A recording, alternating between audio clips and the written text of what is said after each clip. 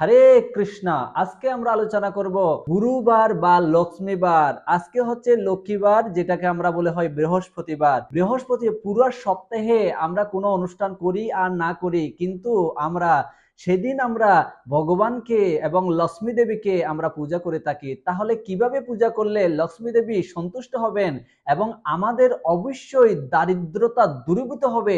দারিদ্রতা অবশ্যই দূরীভূত হবে যদি আমি এই কর্মগুলি করি। বৃহস্পতিবার অন্ততপক্ষে এই কর্মগুলি আমাদের করা উচিত, কারণ এই কাজটি আপনাকে অবশ্যই করতে হবে, না হলে আমাদের ধন ঐশ্বর্য একেবারেই চলে যাবে। বৃহস্পতিবারের দিন ধন ঐশ্বর্য এবং বীর্য আমাদের এই দিনেই আমাদের লাভ হয়। যদি আমি গুরু এবং লক্ষ্মী দেবীকে সেদিন সন্তুষ্ট করতে পারি, অবশ্যই সেদিন আপনার ঘরে সৌভাগ্য লক্ষ্মী দেবী অবশ্যই বিরাজ করবে। আমরা বলে থাকি, এসো মা লক্ষ্মী বসো ঘরে, আমারই ঘরে থাকো আলো করে। আমার ঘরে আলোকিত তখনই করবে যদি আমি সেই লক্ষ্মী দেবীকে, লক্ষ্মী এবং নারায়ণকে একই সাথে ভজনা করি।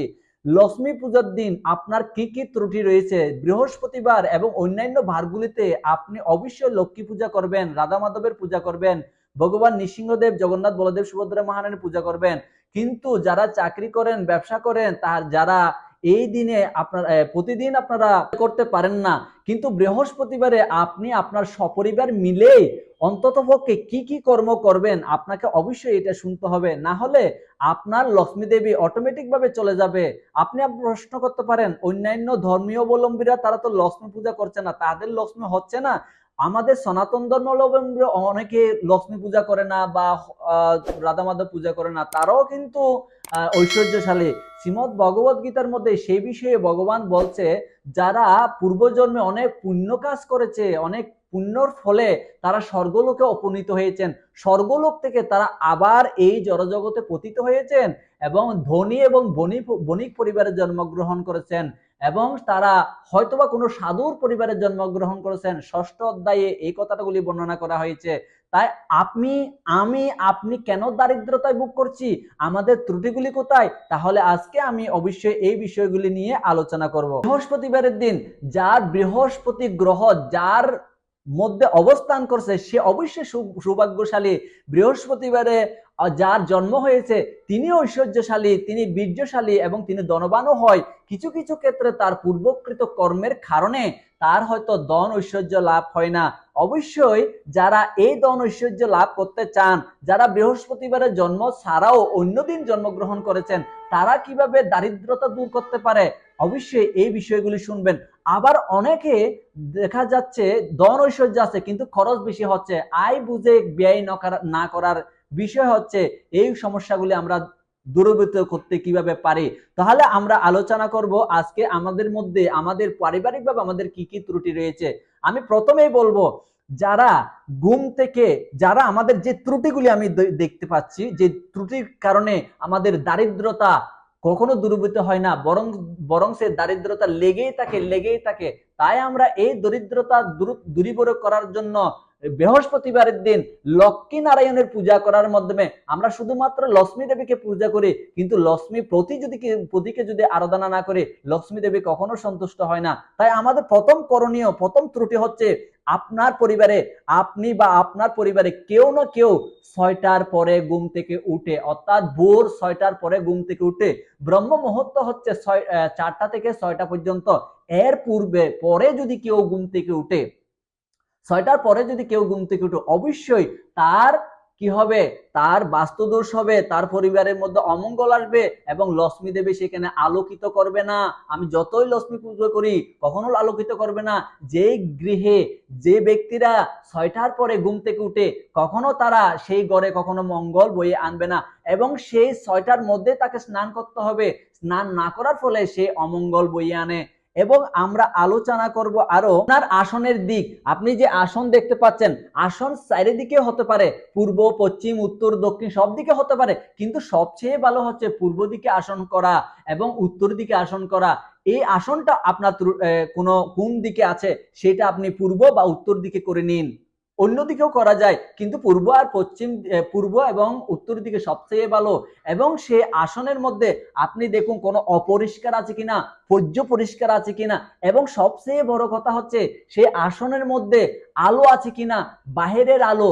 কখনো আপনি লাইট বা ইলেকট্রিসিটি দিয়ে ভগবানের অল্টার কখনো আলোকিত করতে পারে না। ভগবানের আলো করে আলো, ভগবানের জ্যোতিতে আলো সবকিছু আলোকিত করে। তাই অন্ততপক্ষে অন্ধকারাচ্ছন্ন আপনার গৃহে যদি এরকম কোনো একটা আসনের মধ্যে অন্ধকার থাকে, সরিয়ে দিন। এবং যেই গৃহে যে ঘরের মধ্যে আপনার আলো আছে, বাহিরের আলো যাতে প্রবেশ করে, সেই বিগ্রহকে ইলেকট্রিসিটি ছাড়াই আলো প্রাপ্ত হতে পারে, এই ধরনের আলো সজ্জায় সজ্জিত করুন এবং আলো যেখানে আছে সেখানে রাখুন। এবং আপনার গৃহে চারদিকে দেখুন মাকড়সার জাল আছে কিনা। কখনো মাকড়সার জাল যেখানে থাকে, লক্ষ্মী দেবী সেখানে বিরাজ করে না। আমাদের ঘরের মধ্যে, প্রত্যেকটা ঘরের মধ্যে সেগুলি সবচেয়ে বেশি দেখা যায়। এবং পরিষ্কার পরিচ্ছন্ন, আমরা জানি শ্রীমদ ভগবত গীতার মধ্যে 18 অধ্যায়ের মধ্যে ব্রাহ্মণ্য কোয়ালিটি সম্পর্কে বর্ণনা করতে গিয়ে সেখানে শৌচিটা শব্দটি বর্ণনা করেছেন। অর্থাৎ আমাদের পবিত্রতা হচ্ছে অত্যন্ত গুরুত্বপূর্ণ ভক্তির একটা অঙ্গ। তাই আমাদের কি করা উচিত, এই পরিষ্কার পরিচ্ছন্ন মাকড়সার জাল বা ময়লা, বিভিন্ন ময়লা আবর্জনাগুলো আমাদের ফেলে দিতে হবে। দিনের বেলায় আমাদের ময়লা ফেলতে হবে, কখনো রাত্রের বেলায় সন্ধ্যার পরে কখনো ময়লা ফেলানো যাবে না। এরপরে আপনি আপনার অবস্থান দেখুন, আপনার রান্নার দিকটা আপনি দেখুন। রান্নার দিকটা যদি কখনো পশ্চিমমুখী হয় বা উত্তরমুখী হয়, তাহলে অবশ্যই আপনার গৃহে কলহ, যুদ্ধ, স্বামী স্ত্রীর মধ্যে ঝগড়া, এবং যেখানেই ঝগড়া হবে সেখানেই লক্ষ্মী দেবী সেখান থেকেই পালিয়ে যাবে। আপনি একবার ভেবে দেখুন না, যদি আপনার নিজ গুরুদেব গৃহে আসে বা একজন সম্মানীয় ব্যক্তি আপনার গৃহে আসে, আপনি কি ঝগড়া করতে পারবেন? আর যিনি বিশ্ব ব্রহ্মাণ্ডের মালিক, তিনি আপনার গৃহে আছে, লক্ষ্মী দেবী আপনার গৃহে আছে, সেখানে যদি আপনি আপনার স্বামী স্ত্রীর সাথে কলহ করেন, আপনি মা বাবার সাথে কলহ করেন, তাহলে কখনো আপনি চিন্তা করে দেখেছেন লক্ষ্মী নারায়ণ সেখানে অবস্থান করবে?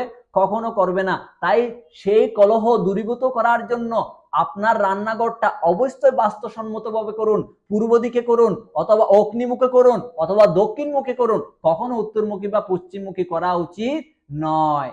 এবং আমরা অনেক সময় যেটা করি, রান্না করার পরে রান্নার পাত্রটা, সারা দিন রান্না করেছি আর সে রান্নার পাত্রটা রাত ভর রেখে দিয়েছি, এই ত্রুটিটা সব প্রায় মায়েরা করে থাকে।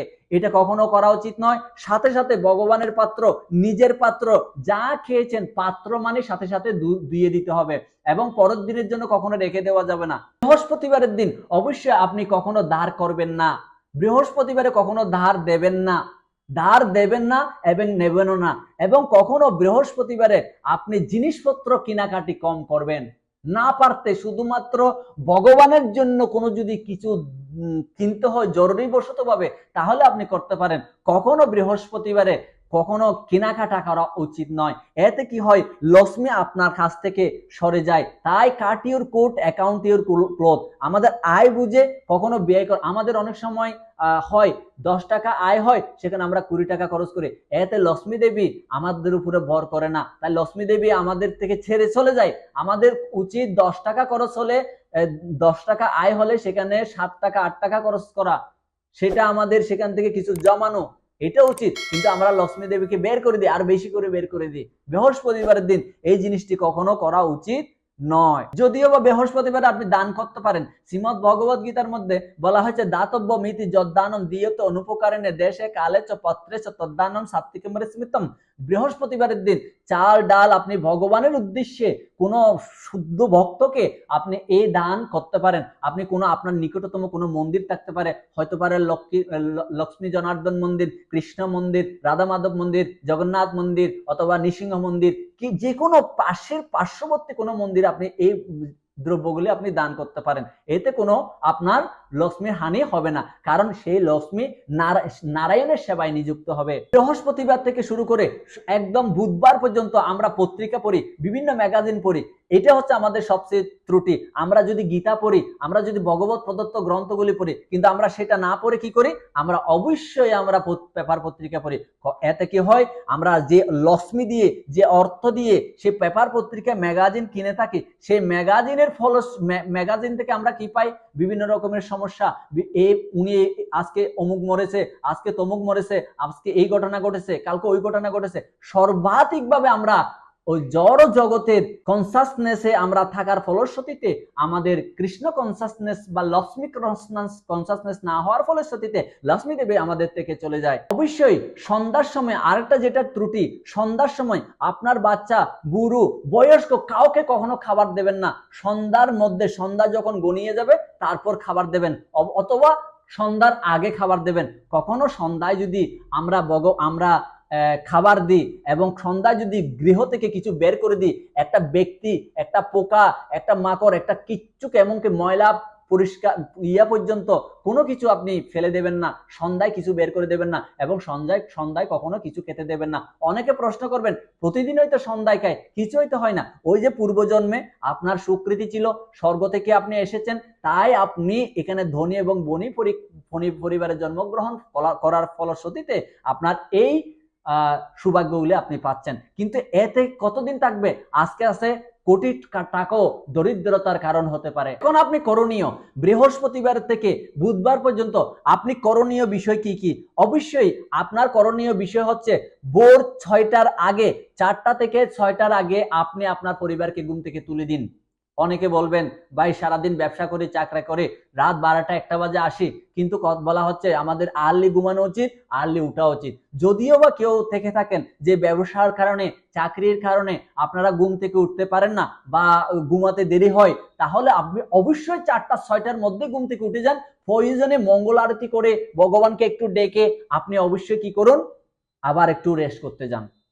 তো সেজন্য আপনি মঙ্গল আরতির আগে, আপনি 6টার আগে অবশ্যই আপনাকে একটু ঘুম থেকে উঠতে হবে। উঠে স্নান করতে হবে, স্নান করে তিলক করতে হবে, অন্তত পক্ষে পরিষ্কার পরিচ্ছন্ন।